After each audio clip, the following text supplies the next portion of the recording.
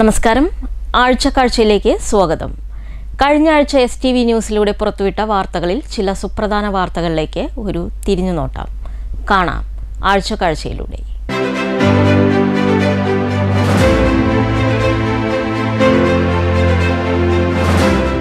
നന്മ നിറഞ്ഞ ഒരു കാഴ്ചയായിരുന്നു ഞായറാഴ്ച STVയിലൂടെ പ്രേക്ഷകർ കണ്ടത്. ക്യാൻസർ രോഗികൾക്ക് സാന്ത്വനമേകി കോട്ടായിൽ അപ്പുണ്ണിയേട്ടൻ വായനശാലയുടെ നേതൃത്വത്തിൽ കേശദാന ചടങ്ങ് സംഘടിപ്പിച്ചു. 5ഓളം പേർ തങ്ങളുടെ മുടി ദാനം ചെയ്ത് മാതൃകയായി.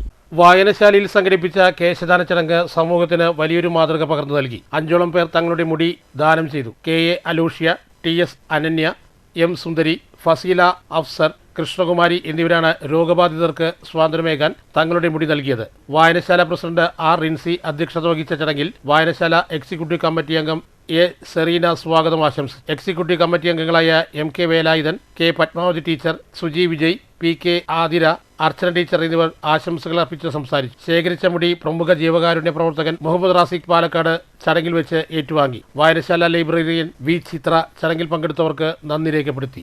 ആക്രമണവാസനകൾക്ക് ഒരു കുറവുമില്ലാത്ത ഒരാഴ്ചയായിരുന്നു പിന്നിട്ടത്. തൃശൂർ മാളയിൽ താമസ സ്ഥലത്ത് അതിക്രമിച്ചു കയറി അതിജീവിതയെ ലൈംഗികാതിക്രമത്തിന് ഇരയാക്കിയ കേസിൽ പശ്ചിമ ബംഗാൾ സ്വദേശി 25 വയസ്സുകാരനെ പോലീസ് അറസ്റ്റ് ചെയ്തു. മാള പോലീസ് സ്റ്റേഷൻ പരിധിയിൽ താമസിക്കുന്ന അന്യസംസ്ഥാന തൊഴിലാളിയുടെ ഭാര്യയായ അസം സ്വദേശിനിയെ താമസ സ്ഥലത്തെത്തി അതിക്രമിച്ചു കയറി ലൈംഗികാതിക്രമത്തിന് ഇരയാക്കിയ കേസിൽ പശ്ചിമബംഗാൾ മുർഷിദാബാദ് സ്വദേശി അബൂബ മണ്ഡൽ എന്നയാളെ മാള പോലീസ് അറസ്റ്റ് ചെയ്തു. കഴിഞ്ഞ ജൂലൈ 4-ാം തീയതി വൈകിട്ട് 7:30 സംഭവം. അതിജീവിത താമസിക്കുന്ന മുറിയിലേക്ക് പ്രതി അതിക്രമിച്ചു കയറുകയും ലൈംഗികമായി ഉപദ്രവിക്കുകയായിരുന്നു. ആക്രമത്തെ അതിജീവിത എതിർത്തപ്പോൾ പ്രതി ഇവരെ നിലത്ത് തള്ളിയിട്ടു. റൂമിന്റെ പടിയിൽ കാലിടിച്ചു വീണ് അതിജീവിതയുടെ കാൽപാദം ഒടിഞ്ഞ് പരിക്കേൽക്കുകയും ചെയ്തു. സംഭവത്തിനു ശേഷം ഒളിവിൽ പോയ പ്രതിയെ മാള പോലീസ് പിടികൂടുകയായിരുന്നു. അറസ്റ്റിലായ പ്രതിയെ നിയമ നടപടികൾ പൂർത്തിയാക്കി കോടതിയിൽ ഹാജരാക്കി റിമാൻഡ് ചെയ്തു. Mala police station SHO sub inspector Vishakh K Viswan, SI Vinod Kumar, SIമാരായ നജീബ് ബാവ, സാജിദ, CPOമാരായ ജോയി ഡെനിസ്, ജവഹർ എന്നിവരാണ് അന്വേഷണ സംഘത്തിലുണ്ടായിരുന്നത്. പ്രായപൂർത്തിയാകാത്ത അതിജീവിതയെ ലൈംഗികാതിക്രമത്തിന് ഇരയാക്കിയ കേസിലെ പ്രതി പിടിയിലായി.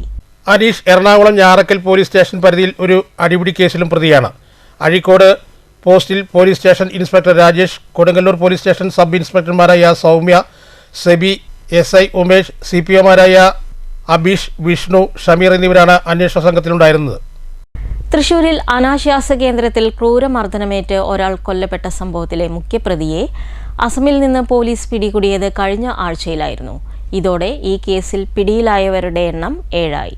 ഒഡീഷ സ്വദേശി ധൻപത് നായികാണ് കൊല്ലപ്പെട്ടത്. കേസിൽ 2 സ്ത്രീകളും 4 പുരുഷന്മാരുമടക്കം 6 പേർ നേരത്തെ അറസ്റ്റിലായിരുന്നു. ഇക്കഴിഞ്ഞ 18 രാത്രി 10 മണിയോടെയാണ് തൃശൂർ നഗരത്തിലെ കോരപ്പത്ത് ലൈനിലുള്ള വാടക വീട്ടിൽ പ്രവർത്തിച്ചിരുന്ന അനാശാസ്യ കേന്ദ്രത്തിലായിരുന്നു സംഭവം. കൊല്ലപ്പെട്ട ധൻപത് നായിക്കും സുഹൃത്തും എത്തി ലൈംഗിക ബന്ധത്തിൽ ഏർപ്പെട്ട ശേഷം സർവീസ് മോശമാണെന്ന് പറഞ്ഞ് പണത്തെ ചൊല്ലി ധൻപതും അനാശാസ്യ കേന്ദ്രം നടത്തിപ്പുകാരും തമ്മിൽ തർക്കവും സംഘർഷവും ഉണ്ടായിരുന്നു. ഇടിവള കൊണ്ടടക്കം ക്രൂരമായി ധൻപത് നായിക്ക് ആക്രമിക്കപ്പെട്ടു. ചികിത്സയിലിരിക്കെ തൃശൂർ മെഡിക്കൽ കോളേജിൽ വെച്ചാണ് ധൻപത് നായിക് മരിച്ചത്. സംഭവത്തിന് ശേഷം അസമിലേക്ക് കടന്ന മുഖ്യപ്രതി നൂർ ആലമാണ് പിടിയിലായത്. ഇതോടെ ഈ കേസിൽ അറസ്റ്റിലായവരുടെ എണ്ണം 7ആയി. നാടിനെ നടുക്കിയ നെന്മാറ പോത്തുണ്ടി ഇരട്ടക്കൊലപാതക കേസിൽ വിധി മാറ്റിവെച്ചതും കഴിഞ്ഞ ആഴ്ചയായിരുന്നു. പാലക്കാട് സെഷൻസ് കോടതി ജഡ്ജിയുടെ അനാരോഗ്യമാണ് വിധി പ്രസ്താവന മാറ്റിയത് എന്നാണ് വിശദീകരണം. 2025 ജനുവരി 27 നടന്ന ഇരട്ടക്കൊലപാതകത്തിൽ 82 സാക്ഷികളുടെ വിസ്താരം പൂർത്തിയാക്കിയിരുന്നു. 2025 ജനുവരി 27 നടന്ന ഇരട്ടക്കൊലപാതക കേസിൽ 82 സാക്ഷികളെയാണ് വിസ്തരിച്ചത്. 2025 ജനുവരി 27 നെന്മാറ പോത്തുണ്ടി ബോയൻ കോളനിയിൽ തിരുത്തുംപാടം 58 വയസ്സുള്ള സുധാകരന്റെ അമ്മ 76 വയസ്സുള്ള ലക്ഷ്മിയെയും അയൽവാസിയായ ചന്താമരയാണ് വെട്ടിക്കൊലപ്പെടുത്തിയത്. കേസിലെ ഏകപ്രതിയും ചന്താമര മാത്രമാണ്. 2019 ഓഗസ്റ്റ് 31 സുധാകരന്റെ ഭാര്യ സജിതയെ കൊലപ്പെടുത്തിയ കേസിൽ ഇരട്ട ജീവപര്യന്തത്തിന് ശിക്ഷിക്കപ്പെട്ട ചന്താമര ജാമ്യത്തിലിറങ്ങിയപ്പോഴാണ് സുധാകരനെയും അമ്മ ലക്ഷ്മിയെയും കൊലപ്പെടുത്തിയത്. ചന്താമരയുടെ ഭാര്യ പിണങ്ങിപ്പോവാൻ കാരണം സുധാകരന്റെ ഭാര്യ സജിതയാണെന്ന ജ്യോത്സ്യൻ ചന്താമരയെ അറിയിച്ചതാണ് സജിതയുടെ കൊലപാതകത്തിൽ കലാശിച്ചത്. ഈ കേസിൽ ജാമ്യത്തിലിറങ്ങിയ ചന്താമര ജാമ്യവ്യവസ്ഥകൾ ലംഘിച്ചാണ് കോളനിയിൽ എത്തിയത്. പിടികൂടിയത്. ജാമ്യത്തിലിറങ്ങിയ ചെന്താമര ജാമ്യവ്യവസ്ഥ ലംഘിക്കാനിടയാക്കിയത് പോലീസിന്റെ വീഴ്ചയാണ്. സുധാകരനെയും അമ്മ ലക്ഷ്മിയെയും കൊലപ്പെടുത്തിയ ശേഷം പോത്തുണ്ടി വനമേഖലയിൽ ഒളിച്ചിരുന്ന ചെന്താമര ഭക്ഷണം കഴിക്കാനായി എത്തിയപ്പോഴാണ് പോലീസ് പിടിയിലായത്. പോലീസ് പിടികൂടിയ ശേഷം അയൽവാസികൾക്കെതിരെ ചെന്താമര വധഭീഷണി മുഴക്കിയിരുന്നു. പ്രതി ചെന്താമരയ്ക്ക് വധശിക്ഷ നൽകണമെന്നാണ് സുധാകരന്റെയും സജിതയുടെയും കുടുംബത്തിന്റെയും ആവശ്യം. പ്രദേശവാസികളും ഇതേ ആവശ്യമുള്ളവരാണ്. പ്രിയദർശിനി സർവീസ് മൂലം സ്വകാര്യ ബസ്സുകൾക്കുണ്ടാകുന്ന നഷ്ടം പഠിക്കാൻ പ്രത്യേക കമ്മിറ്റിയെ നിയോഗിക്കുമെന്ന് ഗതാഗത മന്ത്രി CP ജോൺ പറഞ്ഞു.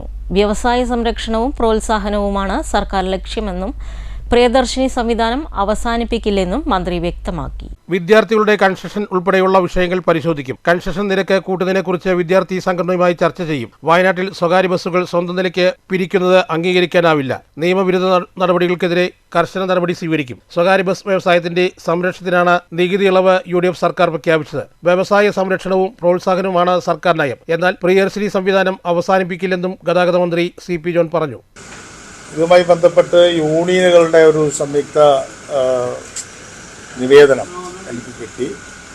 അതിൽ കടകംപള്ളി സുരേന്ദ്രൻ അടക്കമുള്ള ആളുകൾ അദ്ദേഹത്തിൻ്റെ നേതൃത്വത്തിലാണ് വന്നത്. വിശദമായ ഏതാണ്ട് ഒരു 1.5 മണിക്കൂർ സമയം നമ്മൾ സംസാരിച്ചിട്ടുണ്ട്. അപ്പോൾ എന്തായാലും വീണ്ടും അവരായിട്ട് ഔദ്യോഗികമായിട്ടുള്ള ഒരു യോഗം ഈ 9, 10, 11 തീയതികളിലേക്ക് നടക്കുന്നുണ്ട്. എന്തായാലും ഞാനിപ്പോൾ തന്നെ അത് പറയുന്നതിൽ തെറ്റില്ല. പ്രിയദർശിനി വന്നതുകൊണ്ട് സാമ്പത്തികമായ ഉണ്ടായ റൂട്ടുകളുണ്ടോ എന്ന് പരിശോധിക്കാനായിട്ട് ഒരു ഔദ്യോഗികമായൊരു കമ്മിറ്റി വയ്ക്കുന്നതാണ്. അവരാ കമ്മിറ്റിയുടെ മുമ്പിൽ ബന്ധപ്പെട്ട ആളുകൾ മൊഴി കൊടുക്കുകയും അതുമായി ബന്ധപ്പെട്ട വിഷയങ്ങൾ എന്താണെന്ന് സർക്കാർ മനസ്സിലാക്കുകയും ചെയ്യും. എന്നാൽ 33,000 പ്രൈവറ്റ് ബസ്സുകൾ ഉണ്ടായിരുന്നു കേരളത്തിൽ. അതിപ്പോൾ 8,000-ത്തിനടുത്തേക്ക് ചുരുങ്ങിയത് പ്രിയദർശിനി കൊണ്ടല്ല. അപ്പോൾ ഒരു ക്രൈസിസ് ആയിരുന്നു അവിടെ ഉണ്ടായിരുന്നു. ആ ക്രൈസിസിനെ കുറിച്ച് ചർച്ച ചെയ്യാനോ അതിന് പരിഹാരം കണ്ടെത്താനോ കഴിഞ്ഞ 10 വർഷക്കാലമായിട്ട് ഒരു നടപടിയും എടുത്തതായി നിങ്ങൾക്കും അറിയില്ല, എനിക്കും അറിയില്ല. പക്ഷേ നമ്മുടെ പുതിയ ഗവൺമെൻറ് എന്ന രീതിയിൽ, ഒരു ഗവൺമെൻറ്റിൻ്റെ തുടർച്ച എന്ന രീതിയിൽ എന്തുകൊണ്ടാണ് ഈ 33,000 ബസ്സുകൾ വെറും 7,000, 8,000 ആയിട്ട് കുറഞ്ഞതെന്നും കൂടെ പരിശോധിക്കുന്നുണ്ട്. അങ്ങനെ പരിശോധിച്ചതിൻ്റെ അടിസ്ഥാനത്തിലാണ് അവരുടെ ടാക്സ് 50% നമ്മൾ കുറച്ചത്. ടാക്സ് കൂട്ടാതല്ലാതെ ഇതിനു മുമ്പ് ഒരിക്കലും സ്വകാര്യ ബസ്സുകളുടെ ടാക്സ് കുറച്ചിട്ടില്ല. അപ്പോൾ ആ ടാക്സ് കുറച്ചതിലൂടെ തന്നെ പൊതുഗതാഗത രംഗത്തെ നിക്ഷേപകർ എന്ന രീതിയിലാണ് ഗവൺമെൻറ് അവരെ കാണുന്നത് എന്നുള്ളത് വളരെ വ്യക്തമാണ്. വിമത കമ്മ്യൂണിസ്റ്റുകാരുടെ ഒത്തുചേരലും നയപ്രഖ്യാപനവും കണ്ട ആഴ്ചയായിരുന്നു കടന്നുപോയത്. ഫുട്ബോൾ ലോകകപ്പിൽ ബ്രസീൽ പുറത്തായപ്പോൾ നെയ്മർ വിരമിക്കൽ പ്രഖ്യാപിച്ച അവസ്ഥയാണ് കേരള രാഷ്ട്രീയത്തിൽ കാണാൻ പോകുന്നതെന്ന് DMF നേതാവ് PK ശശി പറഞ്ഞു. ഞങ്ങളുടെ പ്രധാനപ്പെട്ട വ്യത്യാസം എന്ന് പറഞ്ഞാൽ ഒരു കമ്മിറ്റിയിലെ ഭൂരിപക്ഷവും ന്യൂനപക്ഷവും നോക്കിയല്ല തീരുമാനിക്കുക. ഒരു കോൺസെൻസസ് ഞങ്ങൾ ഉണ്ടാക്കും. ഒന്ന്, പിന്നെ ഞങ്ങൾ കേന്ദ്രീകരണം എന്ന് പറയുന്നത് ഞങ്ങളില്ല. കേന്ദ്രീകരണം എന്ന് പറയുമ്പോൾ സർവാധിപത്യമാണ്. ആ സർവാധിപത്യമാണ് ലെനിൻ്റെ അവസാന കാലത്തും സ്റ്റാലിൻ്റെ കാലത്തൊക്കെ നടന്നത്. അതാണ് ഇപ്പോൾ CPM-ന് നടന്നുകൊണ്ടിരിക്കുന്നത്. അതിനോടുള്ള വിയോജിപ്പുള്ള ആളുകളാണ് ഞങ്ങൾ. ആ കേന്ദ്രീകരണത്തെ ഞങ്ങൾ തള്ളിക്കളയാണ്. ഞങ്ങൾ പൂർണ്ണ ജനാധിപത്യമാണ് ഞങ്ങളുടെ സംഘടനക്കകത്തെ ഏറ്റവും ജീവത്തായ ഏറ്റവും പ്രധാനപ്പെട്ട ഘടകം. എല്ലാ ജില്ലകളിലും ഞങ്ങൾ വളരെ ശക്തമായിട്ട് വരാൻ പോവുക. കേരളത്തിലെ ഒരു ശക്തമായ രാഷ്ട്രീയ പ്രസ്ഥാനമായി കമ്മ്യൂണിസ്റ്റ് പാർട്ടിയായി മാറും. CPIM-ന് ഇനി കേരളത്തിൽ ഇനി ഭാവിയില്ല. ഇന്ത്യയിലത്തെ ഭാവിയൊക്കെ നേരത്തെ പോയി, കേരളത്തിലും ഭാവിയില്ല. ആ സ്പേസിലേക്കാണ്, ഇടതുപക്ഷം ഇല്ലാതാകുന്നു എന്ന സ്പേസിലേക്കാണ് ഞങ്ങൾ കടന്നു വരുന്നത്. അത് വലിയ ഒരു രാഷ്ട്രീയ പ്രസ്ഥാനമായി വരാൻ പോകുന്ന കേരളത്തിൻ്റെ രാഷ്ട്രീയ ഗതിയെ നിർണ്ണയിക്കുന്ന ശക്തിയായി ഞങ്ങൾ മാറും. CPM-ന്റെ ഓരോ നിലപാടുകളും അർത്ഥശൂന്യമായി മാറുകയാണെന്നും ശരിയായ ഇടതുപക്ഷം ആഗ്രഹിക്കുന്നവർക്ക് CPM-ൽ നിൽക്കാൻ കഴിയില്ലെന്നും CP ജോണും പറഞ്ഞുവെച്ചു. അതിൽ ഒരു രാജ്യത്തെ കമ്മ്യൂണിസ്റ്റ് പാർട്ടി എന്ന രീതിയിൽ ഏറ്റവും കൂടുതൽ പെർസെൻറ്റേജ് വോട്ട് കമ്മ്യൂണിസ്റ്റ് പാർട്ടിക്ക് കിട്ടിയത് തൊഗ്ലിയാത്തിയെ പോലുള്ള നേതാക്കന്മാർ നയിച്ച ഇറ്റാലിയൻ കമ്മ്യൂണിസ്റ്റ് പാർട്ടിക്കാണ്. പക്ഷേ ഒരു പ്രദേശം, ഒരു ഡിസ്ട്രിക്റ്റ് അല്ലെങ്കിൽ ഒരു ചെറിയ ഏരിയ എടുത്തു നോക്കിക്കഴിഞ്ഞാൽ ഏറ്റവും കൂടുതൽ percentage of votes Italian communist പാർട്ടിക്ക് പോലും കിട്ടാത്ത തരത്തിൽ നേടിയ ഇടം ഈ പാലക്കാടായിരുന്നു എന്ന് അഭിമാനപൂർവ്വം നമുക്കെല്ലാം ഓർക്കാവുന്ന. ദുരൂഹ സാഹചര്യത്തിൽ വാടാനാംകുറിശി പൊയിലൂരിൽ വീട്ടുവളപ്പിലെ തെങ്ങിൻ ചുവട്ടിൽ കത്തിക്കരിഞ്ഞ നിലയിൽ മൃതദേഹം കണ്ടെത്തി. മരണകാരണം ആത്മഹത്യയാണോ കൊലപാതകമാണോ എന്നതിൽ അഭ്യൂഹങ്ങൾ ഉയർന്നെങ്കിലും മരണം ആത്മഹത്യ തന്നെയായിരുന്നുവെന്ന് പോലീസ് വ്യക്തമാക്കി. ഓങ്ങല്ലൂർ പഞ്ചായത്തിലെ 6-ാം വാർഡിൽപ്പെട്ട പൊയിലൂർ ALP സ്കൂളിന് സമീപത്തായാണ് സംഭവം. AS നിലയത്തിൽ ജയന്തിയുടെ വീട്ടിലെ തെങ്ങിൻ ചുവട്ടിലാണ് ചൊവ്വാഴ്ച രാവിലെയോടെ ദുരൂഹ സാഹചര്യത്തിൽ ഒരു മൃതദേഹം കത്തിക്കരിഞ്ഞ നിലയിൽ കണ്ടെത്തിയത്. ജയന്തി തനിച്ചായിരുന്നു വീട്ടിലുണ്ടായിരുന്നത്. മകനും മരുമകളും കഴിഞ്ഞ ദിവസം മരുമകളുടെ വീട്ടിലേക്ക് പോയതായിരുന്നു. ഇന്ന് രാവിലെ 6 മണിക്ക് ശേഷം വാതിൽ തുറന്ന് വീട്ടുമുറ്റത്തേക്ക് ഇറങ്ങിയപ്പോൾ ജയന്തി പണവും ടാബ്ലറ്റും കവറുകളും ആദ്യം കാണുകയായിരുന്നു. സംശയം തോന്നിയപ്പോൾ ആദ്യം സമീപവാസികളെ വിവരം അറിയിച്ചു. പിന്നീട് നടത്തിയ പരിശോധനയിലാണ് വീട്ടുമുറ്റത്തിനോട് ചേർന്ന തെങ്ങിൻ ചുവട്ടിൽ കത്തിക്കരിഞ്ഞ നിലയിൽ മൃതദേഹം കാണാനായത്. പരിസരവാസികൾ ഉടൻ വിവരം ഷൊർണൂർ പോലീസിൽ അറിയിച്ചതോടെ SI അശ്വിൻ്റെ നേതൃത്വത്തിലുള്ള പോലീസ് സ്ഥലത്തെത്തി പ്രാഥമിക പരിശോധന നടത്തി. പുരുഷൻ്റേതാണ് മൃതദേഹം. തിരിച്ചറിയാനാവാത്ത രീതിയിൽ കമിഴ്ന്ന നിലയിലാണ് മൃതദേഹം കിടന്നിരുന്നത്. Shoranur DYSP Saju K Abraham, special branch DYSP Vijayakumar, Shoranur CI Vishnu എന്നിവരും വീട്ടിലെത്തി പരിശോധന നടത്തി. ഡോഗ് സ്ക്വാഡ്, ഫോറൻസിക് വിഭാഗം, ഫിംഗർ പ്രിന്റ് വിഭാഗം എന്നിവയും പരിശോധന നടത്തി. മുറ്റത്ത് കിടന്നിരുന്ന കർച്ചീഫിൽ നിന്നും മണം പിടിച്ച നായ തെങ്ങിൻ ചുവടിന് സമീപവും വീടിനു ചുറ്റും പോയി ഗേറ്റിനെ പുറത്തേക്ക് റോഡ് വഴി അല്പദൂരം ചെന്ന് നിൽക്കുകയായിരുന്നു. അതേസമയം ജയന്തിയുടെ ബന്ധുവായ കൊണ്ടൂർക്കരയിലുള്ള ചന്ദ്രൻ എന്ന് പറയപ്പെടുന്ന ആളാണോ മരണപ്പെട്ടതെന്ന് സംശയിക്കുന്നുണ്ട്. എന്നാൽ ഇത് പോലീസ് സ്ഥിരീകരിച്ചിട്ടില്ല. ആളെ തിരിച്ചറിയാൻ DNA അടക്കമുള്ള എല്ലാവിധ പരിശോധനയും പോലീസ് നടത്തിവരികയാണ്. CI വിഷ്ണുവിനാണ് അന്വേഷണ ചുമതല. മരണകാരണം ആത്മഹത്യയാണോ കൊല ചെയ്യപ്പെട്ടതാണോ എന്ന കാര്യം പോസ്റ്റ്മോർട്ടത്തിന് ശേഷമേ വ്യക്തമായി അറിയാൻ കഴിയൂവെന്ന് പോലീസ് പറഞ്ഞു. ഇതിനായി മൃതദേഹം തൃശൂർ മെഡിക്കൽ കോളേജ് ആശുപത്രിയിലേക്ക് അയച്ചിട്ടുണ്ട്. ദുരൂഹ സാഹചര്യത്തിൽ മരിച്ച നിലയിൽ മൃതദേഹം കത്തിക്കരിഞ്ഞ നിലയിൽ കണ്ടെത്തിയതിനാൽ പോലീസ് എല്ലാ വശങ്ങളും പരിശോധിച്ചു വരികയാണ്. മരണവിവരം അറിഞ്ഞ് ഓങ്ങല്ലൂർ ഗ്രാമപഞ്ചായത്ത് president PP Vijayan, vice president Priya Prashanth അടക്കമുള്ള ജനപ്രതിനിധികളും പ്രദേശനിവാസികളും സ്ഥലത്തെത്തിയിരുന്നു. PSC ക്രമക്കേട് ആരോപിച്ച് തൃശൂർ PSC ഓഫീസിലേക്ക് യുവമോർച്ച നടത്തിയ മാർച്ചിൽ സംഘർഷമുണ്ടായി. പോലീസ് 2 തവണ ജലപീരങ്കി പ്രയോഗിച്ചു. പാറമേക്കാവ് ക്ഷേത്രത്തിനു മുന്നിൽ നിന്നും ആരംഭിച്ച മാർച്ച് PSC ഓഫീസിന് മുന്നിൽ ബാരിക്കേഡ് വെച്ച് പോലീസ് തടഞ്ഞു. വയനാട് മണ്ണിടിച്ചിൽ ദുരന്തവുമായി ബന്ധപ്പെട്ട് വിശദീകരണവുമായി കേന്ദ്രമന്ത്രി രംഗത്ത് വന്നു. വയനാട് അപകടം ഏറെ ദുഃഖത്തിലാഴ്ത്തുന്ന സംഭവമെന്ന് സുരേഷ് ഗോപി പറഞ്ഞു. തുരങ്കപാത നിർമ്മാണത്തിൽ പിഴവ് ഉണ്ടായിട്ടുണ്ടെങ്കിൽ സംസ്ഥാന സർക്കാർ കർശന നടപടി സ്വീകരിക്കണമെന്നും അലംഭാവം ആരുടെ ഭാഗത്തു നിന്നാണ് എന്ന് മുഖ്യമന്ത്രി വ്യക്തമാക്കണമെന്നും കേന്ദ്രമന്ത്രി പറഞ്ഞു. അലംഭാവം ആരുടെ ഭാഗത്തു നിന്ന് എന്ന് മുഖ്യമന്ത്രി വ്യക്തമാക്കണം. നിർമ്മാണം നടത്തുന്ന കമ്പനി രാജ്യത്തെ മികച്ച സ്ഥാപനമാണ്. സ്കിൽഡ് ലേബേഴ്സിനെ ആണോ നിലവിലെ സർക്കാരിലും ഉത്തരവാദിത്വമുണ്ടെന്നും സുരേഷ് ഗോപി കൂട്ടിച്ചേർത്തു. വേദനിപ്പിക്കുന്നതാണ്. അതിൽ അലംഭാവമുണ്ടായി എന്ന് ഉച്ചയ്ക്ക് എന്നോട് പറഞ്ഞപ്പോഴും ഞാൻ അതിനെ സംബന്ധിച്ച് ഒരു ചേരിതിരിവും ഉണ്ടാകരുത് എന്ന് വിചാരിച്ച്, അങ്ങനെ ഉണ്ടെങ്കിൽ അത് കേരള സർക്കാരിൻ്റെ അധീനതയിലുള്ള ഒരു വിഷയമാണ്, അവരത് അന്വേഷിക്കട്ടെ എന്ന് മാത്രമാണ് പറഞ്ഞു. പക്ഷേ അലംഭാവത്തെ സംബന്ധിച്ച് ഇന്നലെ രാത്രിയൊക്കെ ആകുമ്പോഴേക്കും പുതിയ കഥകളൊക്കെയാണ് വരുന്നത്. അങ്ങനെ ഉണ്ടെങ്കിൽ വലിയ അനീതി തന്നെയാണ് ഇത്. ഇനി ആവർത്തിക്കരുത് എന്ന് പറയുന്ന ആപ്തവാക്യം ഇനിയും നമുക്ക് പറഞ്ഞുകൊണ്ടേയിരിക്കാൻ മാത്രമേ സാധിക്കുന്നുള്ളൂ എന്നാണ് ഓരോ എപ്പിസോഡ് കഴിയുമ്പോഴും തെളിഞ്ഞുകൊണ്ടിരിക്കുന്നത്. ഇത് ഞാൻ ഇന്നലെ രാത്രി അന്വേഷണത്തിൽ നിന്ന് മനസ്സിലാക്കിയത് തീർത്തും അലംഭാവം കൊണ്ട് തന്നെയാണ്, ഇത് വിളിച്ചു വരുത്തിയതാണ് എന്ന് തന്നെയാണ് ഞാൻ മനസ്സിലാക്കുന്നത്. തീർച്ചയായിട്ടും മുഖ്യമന്ത്രി അതിനു വേണ്ടുന്ന നടപടികൾ ഉടനെ കൈക്കൊള്ളും എന്ന് തന്നെയാണ് എൻ്റെ വിശ്വാസം.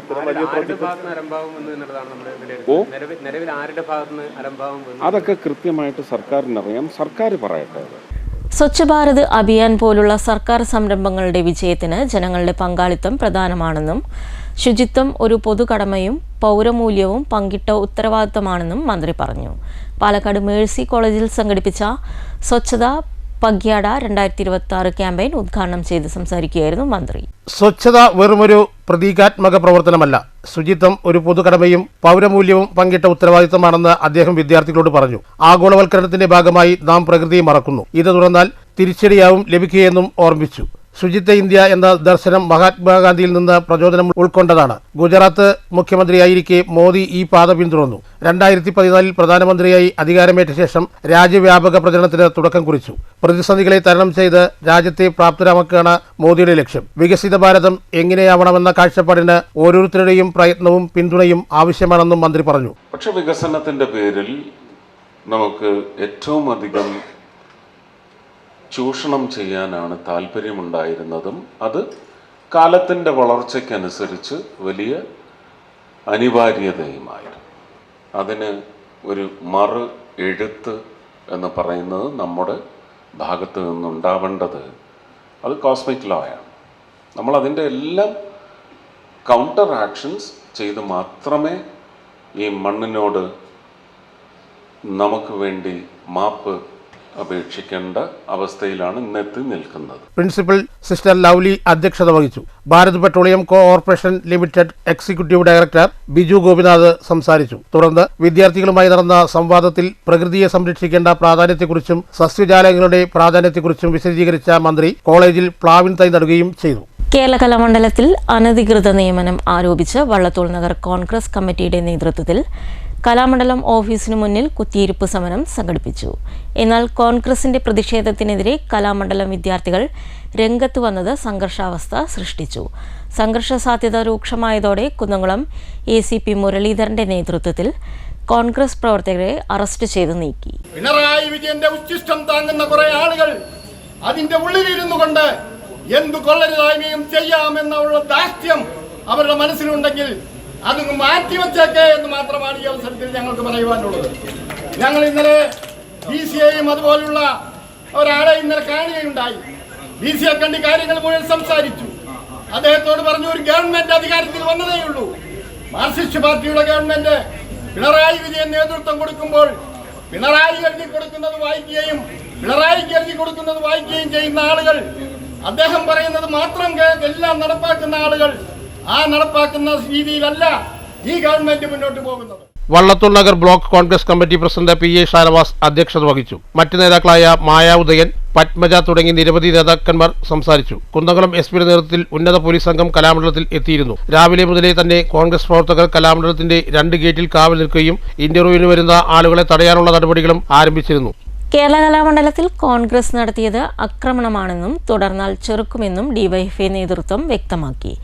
ആവശ്യത്തിന് അധ്യാപകരില്ലാത്ത സാഹചര്യത്തിൽ നിയമപരമായ നടപടികൾ സ്വീകരിച്ചു തന്നെയാണ് ഇന്റർവ്യൂ സംഘടിപ്പിച്ചതെന്നും ഇന്റർവ്യൂ തടയാൻ ശ്രമിച്ച കോൺഗ്രസിന്റെ നടപടി അപലപനീയമാണെന്നും DYFI നേതാക്കൾ കുറ്റപ്പെടുത്തി.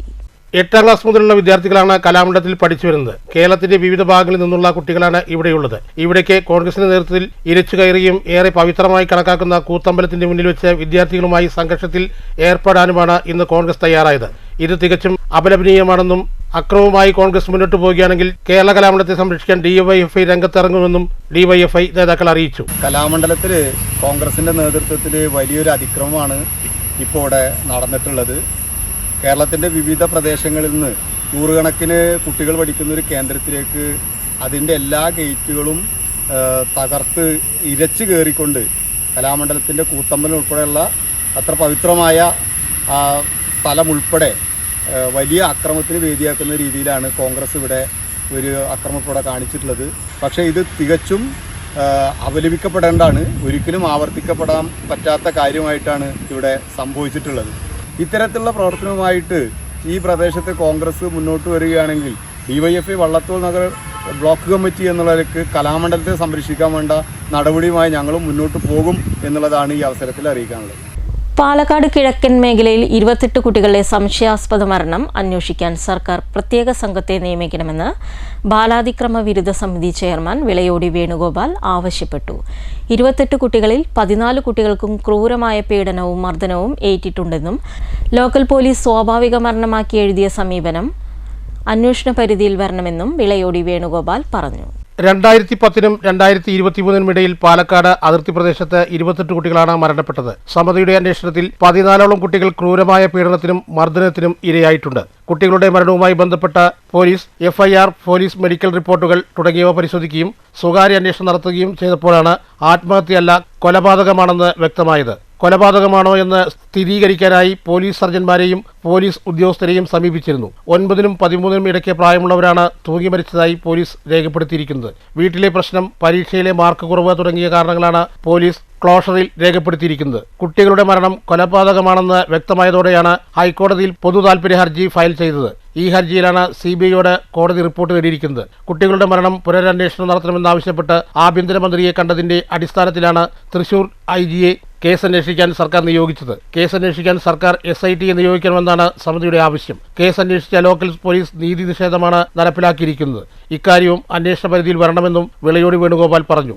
അപ്പോൾ അത് വളരെ ആധികാരികമായി പലതരത്തിലുള്ള അന്വേഷണങ്ങളും ബന്ധപ്പെടലുകളും ആലോചനകളും നിയമപരമായ കാര്യങ്ങളൊക്കെ അന്വേഷിച്ചതിൻ്റെ അടിസ്ഥാനത്തിൽ അതിൽ ഭൂരിപക്ഷം കേസുകൾ, പ്രത്യേകിച്ച് 14ഓളം കേസുകൾ കൊലപാതകമാണെന്നും പീഡനം മാത്രമല്ല ശാരീരികപരമായി പരിക്കുള്ളതടക്കം വ്യക്തമായിട്ട് രേഖപ്പെടുത്തിയിട്ടുണ്ട്. അതുകൊണ്ട് ഒരു നട്ടലുള്ള ഒരു പോലീസ് സർജൻ തന്നെ അത് കൊലപാതകമാണെന്ന് നമ്മളെ ബോധ്യപ്പെടുത്തിക്കൊണ്ട് സാക്ഷ്യപത്രം തന്നതിൻ്റെ അടിസ്ഥാനത്തിൽ ബഹുമാനപ്പെട്ട ഹൈക്കോടതിയിൽ പൊതു താൽപര്യ ഹർജി കൊടുക്കുകയും ആ പൊതു താൽപര്യ ഹർജിൻ്റെ അടിസ്ഥാനത്തിലാണ് ഈ അടുത്ത കാലത്ത് തന്നെ ഡിവിഷൻ ബെഞ്ച് ഒരു തീരുമാനം പറയുകയും, കാരണം അതിൽ ഈ കൊല്ലങ്കോട് പോലീസ് സ്റ്റേഷനിൽപ്പെട്ട കേസുകൾ ഈ 5 ഒഴിച്ച് ബാക്കി, അതുമാത്രമാണ് ഇപ്പോൾ ക്രൈംബ്രാഞ്ച് 12 വർഷമായിട്ട് അങ്ങനെ ഒതുക്കി വെച്ചിരിക്കുന്നത്. ആ കേസ് അന്വേഷിക്കാനും മറ്റ് ഈ 5 കേസുകൾ ഒഴിച്ച് ബാക്കി 23 കേസുകളുടെ റിപ്പോർട്ട് CBIനെ കൊണ്ട് ആവശ്യപ്പെട്ടിട്ടുള്ളത്.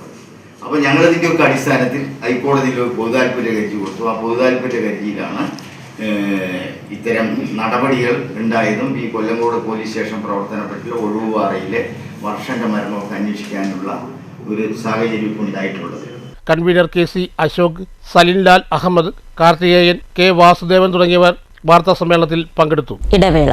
വിജയത്തിന്റെ പുതിയ കഥകൾ, നമ്മുടെ മണ്ണിൽ നിന്നും ഉയർന്നുവന്നവർ. ഇത് ബിസിനസ് സ്റ്റോറീസ്. ഉടൻ വരുന്നു. പതിവ് പോലെ മഴ പെയ്തതോടെ തകർച്ച രൂക്ഷമായ കുളപ്പള്ളി ഷൊർണൂർ പാതയിലെ ദുരിതയാത്ര വിട്ടൊഴിയുന്നില്ല. ഇരുചക്രവാഹനക്കാരാണ് ഏറെ ദുരിതം പേറേണ്ടി വരുന്നത്. പിന്നീട് സ്ഥിരം പരിപാടി പോലെ കുറച്ച് ക്വാറി വേസ്റ്റ് കൊണ്ടുവന്നിട്ട് അടുത്ത മഴയ്ക്ക് ഒലിച്ചു പോകാൻ പാകത്തിൽ വേസ്റ്റ് ഇട്ട് നികത്തി.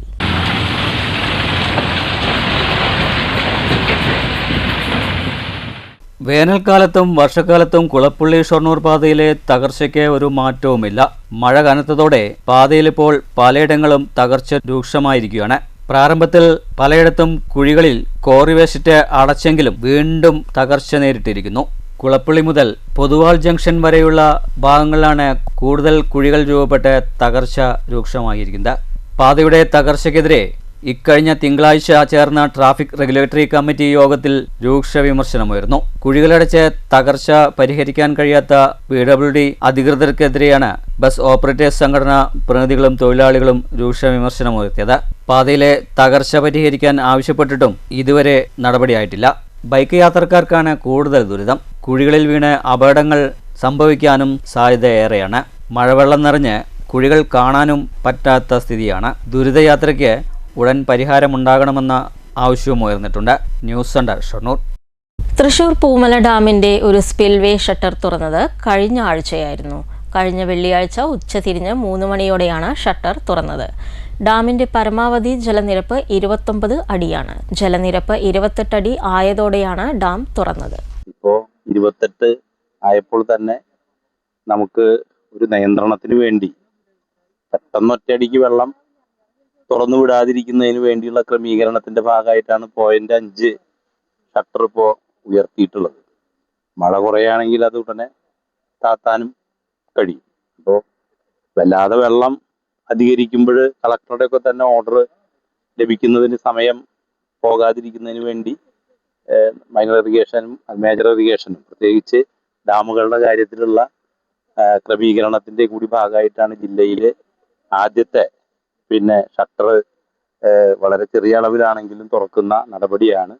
തൃശൂർ മണ്ണുത്തിയിൽ ഗൃഹനാഥനെ കെട്ടിയിട്ട് മർദ്ദിച്ച് 47 പവൻ സ്വർണവും 50,000 രൂപയും കവർന്ന സംഭവത്തിൽ മുഖ്യപ്രതിയെ രാജസ്ഥാനിൽ നിന്നും പോലീസ് പിടികൂടി. ചരക്ക് കൊണ്ടുപോകുന്ന ട്രക്കുകളിൽ കയറി പറ്റുക, പിന്നീട് വിവിധ സംസ്ഥാനങ്ങളിലെ റോഡുകളിലൂടെ യാത്ര ചെയ്യുക, ഹൈവേ ഓരങ്ങളിൽ വണ്ടി നിർത്തി സുരക്ഷാക്കുറവുള്ള വീടുകൾ കണ്ടെത്തി കൊള്ളയടിക്കുക, ഇങ്ങനെ തീരൻ അധികാരം ഉണ്ടെന്ന സിനിമയെ അനുസ്മരിക്കും വിധം കവർച്ച നടത്തുന്ന കൊള്ള സംഘത്തെയാണ് തൃശൂർ സിറ്റി പോലീസ് പിടികൂടിയത്. മണ്ണുത്തി മുല്ലക്കര സ്വദേശി സോമശേഖരന്റെ വീട്ടിൽ നിന്ന് 51 ലക്ഷം രൂപ വിലമതിക്കുന്ന 47 പവൻ സ്വർണ്ണാഭരണങ്ങൾ കവർന്ന കേസിലെ മുഖ്യ സൂത്രധാരനാണ് ഇപ്പോൾ പിടിയിലായത്. കേസിലെ 2-3 പ്രതികളെ നേരത്തെ പിടികൂടിയിരുന്നു. കവർച്ച നടത്തിയ സ്വർണത്തിൽ 27 പവൻ പോലീസ് വീണ്ടെടുത്തു. കേസിൽ ഇനിയും പ്രതികളെ പിടികൂടാൻ ഉണ്ടെന്ന് Thrissur city police commissioner Nakul R Deshmukh അറിയിച്ചു.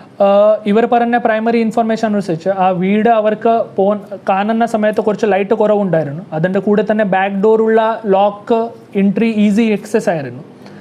സോ ബേസിക്കലി ഇതൊരു വൾനറബിൾ വീട് നോക്കിയിട്ട് അവർ കയറിയതാണ്. ആ ലൊക്കാലിറ്റിയിൽ ബാക്കി വീടുമുണ്ട്, ബട്ട് അവരുടെ നല്ല ലോക്കും നല്ല സെക്യൂരിറ്റി ആയത് കാരണം അവർ ആ വീട്ടിൽ കയറിയിട്ടില്ല. ഈ വീട്ടിൽ കുറച്ച് സെക്യൂരിറ്റി ആംഗിളിൽ ഇവർക്ക് ഈസി ആയിട്ട് ആക്സസ് ചെയ്യുന്ന വീടായതുകൊണ്ട് അവർ ആ വീട്ടിൽ കയറിയതാണ്.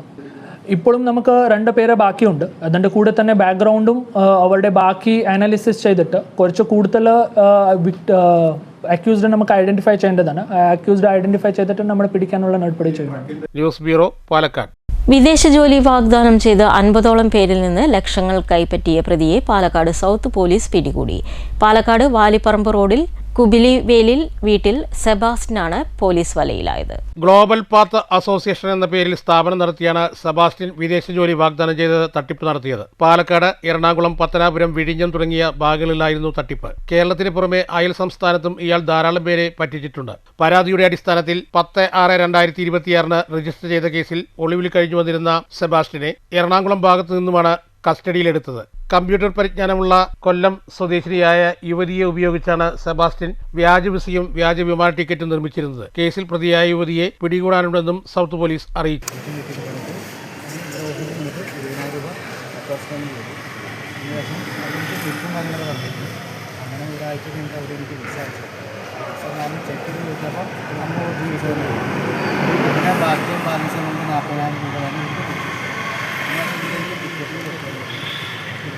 ഡമ്മി ടിക്കറ്റ് കിട്ടും. അപ്പോൾ അതിൽ സംശയം തോന്നുന്ന പ്രകാരം ഞാൻ ഓഫീസിൽ വന്നപ്പോൾ ഓഫീസിൽ കൂട്ടി പിന്നെ വിളിച്ചാൽ ഒരിക്കലും